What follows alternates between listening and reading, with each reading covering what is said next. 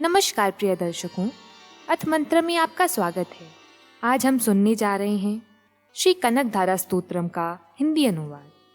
कहा जाता है कि एक बार आदि शंकराचार्य एक निर्धन गृहिणी के यहाँ पहुंचे, जिसके घर में खाने को कुछ भी नहीं था।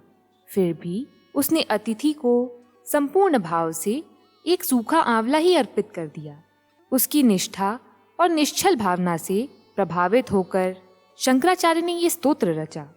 शंकराचार्य जी ने माँ लक्ष्मी की स्तुति में यह स्तोत्र गाना प्रारंभ किया। इससे माता लक्ष्मी अत्यंत प्रसन्न हुई और आकाश से सोने की वर्षा होने लगी, जिसने उस गरीब गृहिणी को समृद्धि से भर दिया। कनकधारा स्तोत्र को करुणा, सौभाग्य और माँ लक्ष्मी की कृपा का प्रतीक माना जाता है। कहा जाता है कि इसके गायन या पाठ से मन को शांति, घर में सकारात्मकता और जीवन में सौभाग्य की वृद्धि होती है। आइए भक्ति भाव से और शांत भाव से इस पावन स्तुति का श्रवण करते हैं। प्रेम से बोलिए जय माँ लक्ष्मी। ओम अथ श्री कनकधारा स्तोत्रम। जैसे भ्रमरी अधखिले कुसुमों से अलंकृत तमाल तरु का आश्रय लेती है, उसी प्रकार जो श्री हरि के रोमांच से सुशोभित श्री अंगों पर निरंतर पड़ती रहती है तथा जिसमें संपूर्ण ऐश्वर्य का निवास है, वह संपूर्ण मंगलों की अधिष्ठात्री देवी भगवती महालक्ष्मी की कटाक्ष लीला मेरे लिए मंगलदायिनी हो। जैसे भ्रमरी महान कमल दल पर आती जाती या मंडराती रहती है, उसी प्रकार जो मूर शत्रु श्री हरि के मुखारविंद की ओर बारंबार प्रेम पूर्वक जाती और लज्जा के कारण लौट आती है, वह समुद्र कन्या लक्ष्मी की मनोहर मुग्ध दृष्टि माला मुझे धन संपत्ति प्रदान करे। जो संपूर्ण देवताओं की अधिपति इंद्र के पद का वैभव विलास देने में समर्थ हैं, मुरारी श्री हरि को भी अधिकाधिक आनंद प्रदान करने वाली हैं तथा जो नीलकमल के भीतरी भाग के समान मनोहर जान पड़ती हैं, वह लक्ष्मी जी के अध खुले नयनों की दृष्टि क्षण भर के लिए मुझ पर भी थोड़ी सी अवश्य पड़े। शेषशायी भगवान विष्णु की धर्मपत्नी श्री लक्ष्मी जी का वह नेत्र हमें ऐश्वर्य प्रदान करने वाला हो, जिसकी पुतली तथा बरौनिया अनंग के वशीभूत प्रेम परवश हो, अध खुले किंतु साथ ही निर्निमेष नयनों से देखने वाले आनंद कंद श्री मुकुंद को अपने निकट पाकर कुछ तिरछी हो जाती है।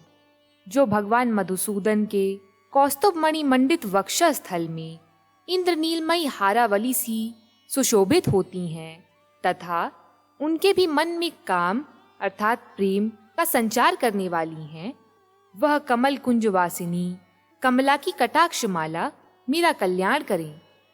जैसे मेघों की घटा में बिजली चमकती है, उसी प्रकार जो कैटभ शत्रु श्री विष्णु के काली मेघमाला के समान श्याम सुंदर वक्षस्थल पर प्रकाशित होती हैं, जिन्होंने अपने आविर्भाव से भृगुवंश को आनंदित किया है तथा जो समस्त लोकों की जननी है, उन भगवती लक्ष्मी की पूजनीय मूर्ति मुझे कल्याण प्रदान करे।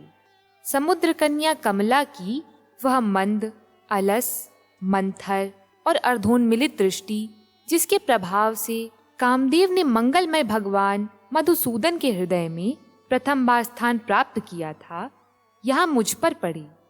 भगवान नारायण की प्रेयसी लक्ष्मी का नेत्र रूपी मेघ दया रूपी अनुकूल पवन से प्रेरित हो दुष्कर्म रूपी घाम को चिरकाल के लिए दूर हटाकर विषाद में पड़े हुए मुझ दीन रूपी चातक पोत पर धन रूपी जलधारा की वृष्टि करें।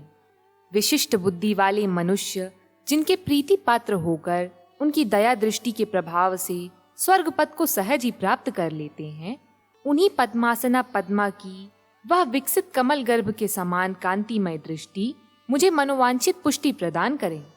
जो सृष्टि लीला के समय वाग देवता अर्थात ब्रह्म शक्ति के रूप में स्थित होती हैं, पालन लीला करते समय भगवान गरुड़ ध्वज की सुंदरी पत्नी लक्ष्मी या वैष्णवी शक्ति के रूप में विराजमान होती हैं तथा प्रलय लीला के काल में शाकंभरी अर्थात भगवती दुर्गा अथवा चंद्रशेखर वल्लभा पार्वती अर्थात रुद्र शक्ति के रूप में अवस्थित होती हैं, उन त्रिभुवन के एकमात्र गुरु भगवान नारायण की नित्य यौवना प्रेयसी श्री लक्ष्मी जी को नमस्कार है।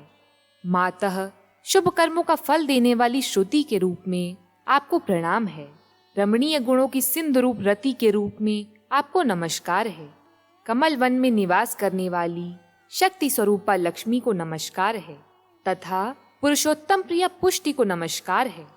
कमल वंदना कमला को नमस्कार है।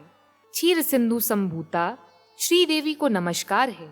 चंद्रमा और सुधा की सगी बहन को नमस्कार है। भगवान नारायण की वल्लभा को नमस्कार है। कमल सदृश नेत्रों वाली माननीय माँ, आपके चरणों में की हुई वंदना संपत्ति प्रदान करने वाली, संपूर्ण इंद्रियों को आनंद देने वाली, साम्राज्य देने में समर्थ और सारे पापों को हर लेने के लिए सर्वथा उद्यत है। वह सदा मुझे ही अवलंबन करें, अर्थात मुझे ही आपकी चरण वंदना का शुभ अवसर सदा प्राप्त होता रहे। जिनकी कृपा कटाक्ष के लिए हुई उपासना उपासक के लिए संपूर्ण मनोरथों और संपत्तियों का विस्तार करती है, श्री हरि की हृदयेश्वरी उन्हीं आप लक्ष्मी देवी का मैं मन, वाणी और शरीर से भजन करता हूँ। भगवती हरि प्रिय, तुम कमल में निवास करने वाली हो। तुम्हारे हाथों में लीला कमल सुशोभित है। तुम अत्यंत उज्जवल वस्त्र, गंध और माला आदि से शोभा पा रही हो। तुम्हारी झांकी बड़ी मनोरम है। त्रिभुवन का ऐश्वर्य प्रदान करने वाली देवी, मुझ पर प्रसन्न हो जाओ। दिग्गजों द्वारा सुवर्ण कलश के मुख से गिराए गए आकाश गंगा के निर्मल एवं मनोहर जल से जिनके श्री अंगों का अभिषेक अर्थात स्नान कार्य संपादित होता है, संपूर्ण लोकों के अधीश्वर भगवान विष्णु की गृहिणी और क्षीर सागर की पुत्री उन जगत जननी श्री लक्ष्मी को मैं प्रातः काल प्रणाम करता हूँ। कमल नयन केशव की कमनीय कामिनी कमले, मैं अकिंचन दीनहीन मनुष्यों में अग्रगण्य हूँ, अतएव तुम्हारी कृपा का स्वाभाविक पात्र हूँ। आप उमड़ती हुई करुणा की बाढ़ की तरह तरल तरंगों के समान कटाक्षों द्वारा मेरी ओर देखो। जो लोग इन स्तुतियों द्वारा प्रतिदिन वेद त्रयी स्वरूपा त्रिभुवन जननी भगवती श्री लक्ष्मी की स्तुति करते हैं, वे इस भूतल पर महान गुणवान और अत्यंत सौभाग्यशाली होते हैं तथा विद्वान पुरुष भी उनके मनोभाव को जानने के लिए उत्सुक रहते हैं। इस प्रकार श्रीमद् शंकराचार्य विरचित कनकधारा स्तोत्र संपूर्ण हुआ। प्रेम से बोलिए जय श्री लक्ष्मी। कनकधारा स्तोत्र का यह पाठ आपके जीवन में समृद्धि, शांति और सौभाग्य लेकर आए। अथ मंत्र पर अपनी भक्ति यात्रा जारी रखें। ऐसी ही और वीडियोस के लिए अथ मंत्र चैनल को सब्सक्राइब करें। इस वीडियो को लाइक, शेयर तथा बेल आइकन दबाना ना भूलें। जय श्री लक्ष्मी।